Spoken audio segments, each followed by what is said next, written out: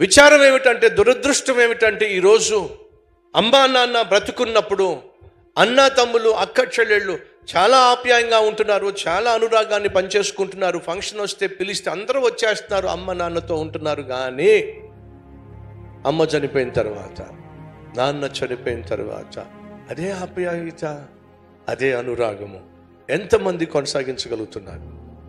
నేను చూసినటువంటి, నేను విన్నటువంటి సందర్భాలు, నాన్న చనిపోయిన తర్వాత శవాన్ని అక్కడే పెట్టి నలుగురు కూర్చొని నాదంటే నాది, నాదంటే నాది, ఆ సింగిల్ బెడ్రూమ్ హౌస్ నాది, ఆ డబుల్ బెడ్రూమ్ ఫ్లాట్ నాది, ఆ స్థలం నాది. ఇంకా నాన్నను సమాధి చేయలా, జుట్టు పట్టుకుని కొట్టుకు చూస్తున్నారు. మరి నాన్న ఉన్నప్పుడు అన్నా అన్నావు, నాన్న ఉన్నప్పుడు తమ్ముడు అన్నావు. నాన్న పోయేసరికి ఏమైంది?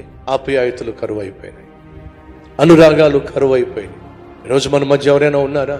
అమ్మ నాన్న ఉన్నంతకాలం చాలా చక్కగా మీ చెల్లితో మాట్లాడావు, అక్కతో మాట్లాడావు, అన్నతో మాట్లాడావు, తమ్ముడితో మాట్లాడావు. నాన్న పోయిన తర్వాత, అమ్మ వెళ్ళిపోయిన తర్వాత ఆప్యాయతలు ఎందుకు కరువు అయిపోయినాయి? అనురాగం ఎందుకు కరువు అయిపోయింది? నువ్వు ఎందుకోసం ఆప్యాయంగా మాట్లాడావు తెలుసా?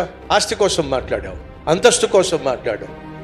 ఆ నాన్న పంచిచ్చేసిన తర్వాత నీకు కావాల్సింది నీకు వచ్చేసింది కాబట్టి ఆప్యాయతలు అనురాగాలు కరువు అయిపోయినాయి. మంచి మనసు కాదండి, మంచితనం కాదండి, ఇది అసలు సిసలైన ఆప్యాయత అనురాగం కానే కాదు. ఒకవేళ ఈరోజు మనలో ఎవరైనా ఆస్తిపాస్తుల విషయంలో కాస్త తేడా వచ్చింది అని చెప్పి పైకి మాట్లాడుకుంటున్న, పైకి ప్రేమ అనురాగాన్ని కనపరుస్తున్న, లోపట మాత్రం ఎంతో కొంత అగాధాన్ని కలిగి ఉన్నట్లయితే వినండి, ఆస్తిపాస్తుల కంటే ఆప్యాయత అనురాగము బహు విలువైంది.